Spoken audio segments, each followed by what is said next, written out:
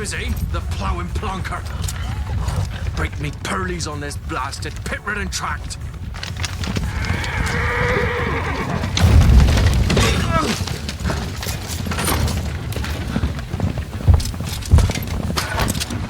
Where's Veer not to Iroh? Aye, the devil's after me! It's running from!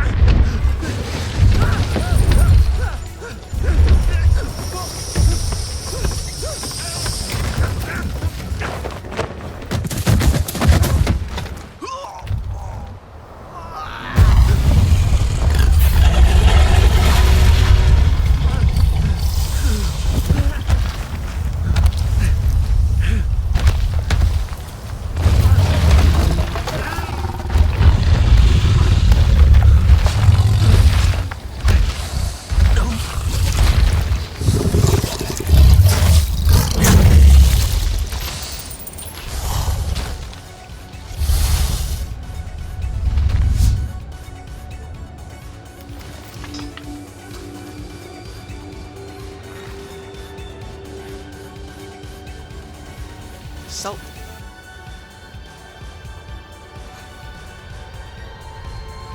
Almost had me fooled, Fruin.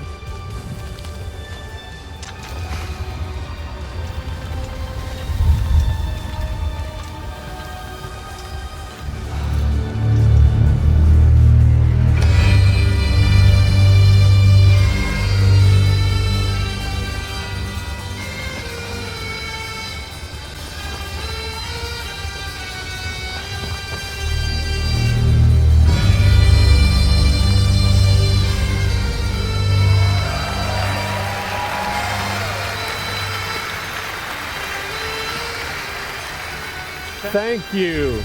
Thank you, everyone, and welcome to the State of Unreal at Unreal Fest Orlando.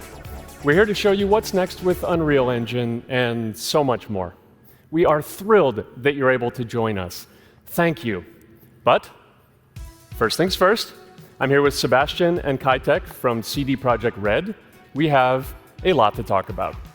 Hey, guys. Hey. Thank you, Wyatt. Thank you, Wyatt, and hello, everyone. With The Witcher 4, we're stepping things up. And to do that, we needed the right partner.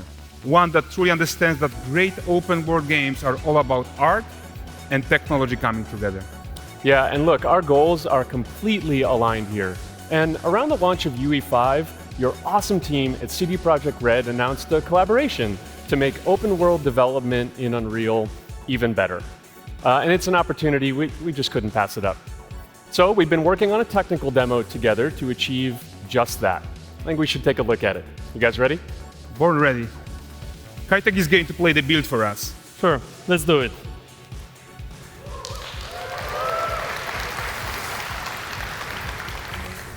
This is a technological showcase set in the world of The Witcher 4. What you just saw and are going to see now is running on a standard PlayStation 5 at 60 FPS with ray tracing. So in the game, you'll be playing as Ciri, a professional monster slayer, a witcher. She explores the world and hunts down monsters for coin. The region we are in is called Kovir, and you'll get to explore it in the game. Right now, Ciri is investigating the monster, and after gathering new clues, she is heading back to a nearby village.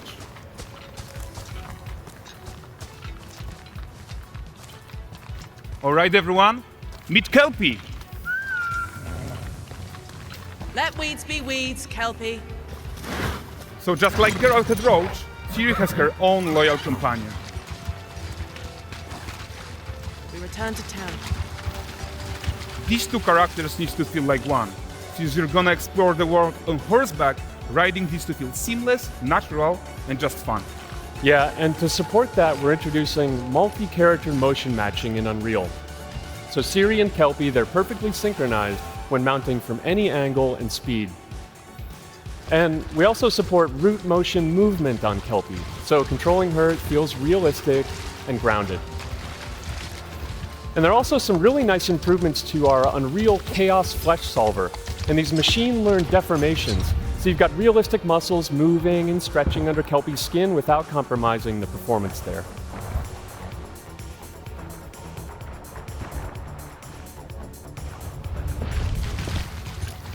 So let's leave Ciri behind for a second and talk about the world itself.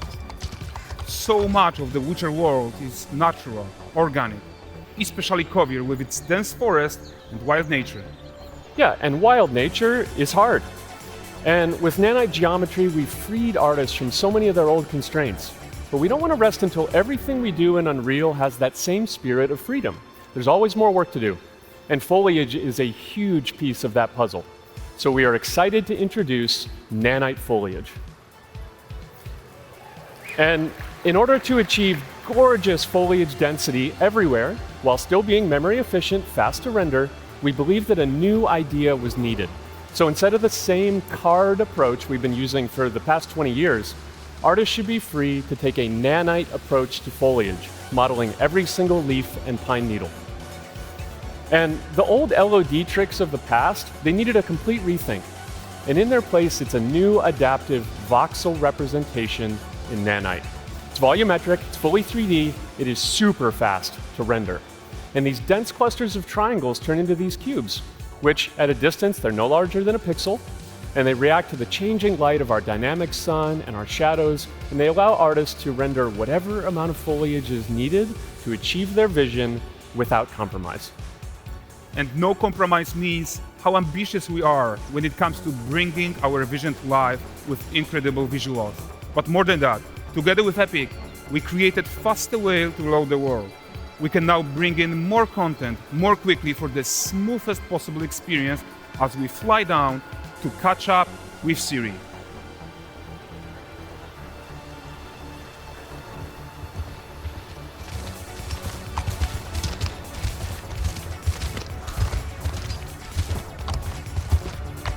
Welcome to Valdrest. So Valdrest is a port town, a hub for fishing, trade and mining. It's one of those places where you can meet shady characters or overhear gossip from other lands. It's also where Ciri took on her current contract. High-tech, let's leave Kelpie here and explore the marketplace and food. I'm so excited we can finally show you some of this stuff. Let's see what Valdrest has to offer. Not her again.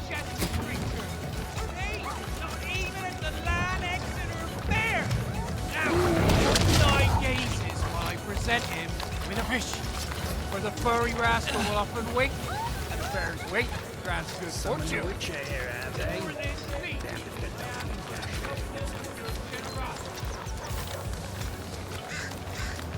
Pardon. Guys, notice how responsive the world is. Character actions directly affect what happens around you, sometimes even setting off chain reactions. Everything is working together.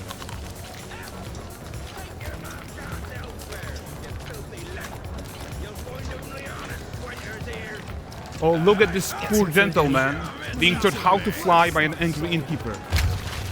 That's what happens when you cheat at Gwen. Last of it, is it?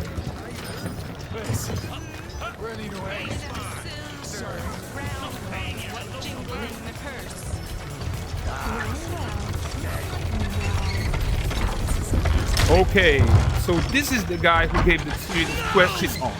Like you probably suspect, he has his own agenda in all of this. You're off your tits again, Wilfred. Get your ass up.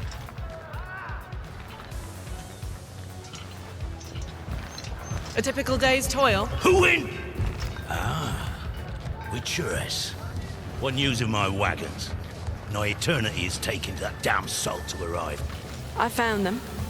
And, well, suffice to say, they'll not reach you. As for the salt, found not one speck. I presume this comes as no surprise to you. Now. Kavir's smuggling trade is of no concern to me. Shush. The manticore that flattened your cart and devoured your men? Quite the opposite. Manticore? No, them winged hellspawn dwell in the arse end of Creighton. Not here. While Siri decides what to do about that merchant, let's take a look at the character technology that powers this marketplace. Why don't we listen in on these fishmongers? They're selling their wares, chatting up customers. Morning, catch this is. Won't find none fresher. Rugged me ladies after one of them. Comes. Get this cleaned and gutted for you. You mind, dearest? Into seeing something more. Got mackerel, cod, all Brexit's finest. And there is tons of tech at play here, even in this simple market stall. Metahuman tools, improved Unreal smart objects, chaos cloth, and more. Yeah, and all of this exists to make sure that the gap in quality between Siri and NPCs is as small as possible. Yeah, and closing that gap, it's not just about fidelity, right, but also authenticity. They should react to changes in the world around them. But the prisoner in Pillory isn't exciting enough for Valgrest. Let's grab everyone's attention with a circus.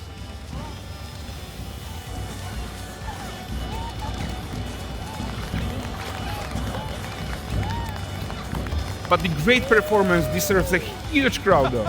Let's crank it up.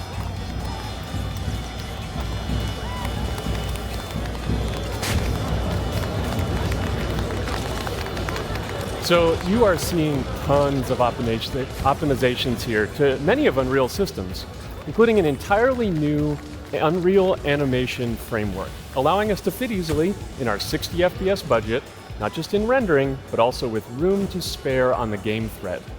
Over 300 animated skeletal mesh agents all going about their business. And the whole point is to leave breathing room for developers like you to introduce the gameplay and the systems that your players expect, empowering you to make your worlds come to life without Unreal standing in your way. You are right. That's the open world RPG that we're making. But before we wrap up, how about one final check-in with Siri?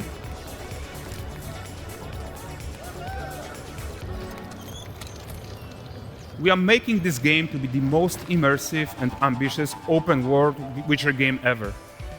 And we are making this a reality thanks to our work on Unreal with the team at Epic.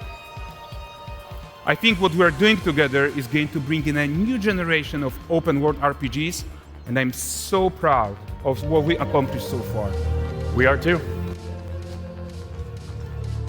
So we're almost done, but before we go, here's a small gift for all Witcher fans.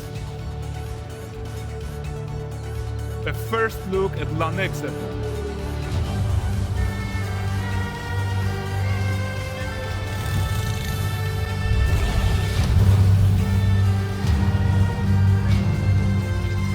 Onward, Kelvin. We've work to do.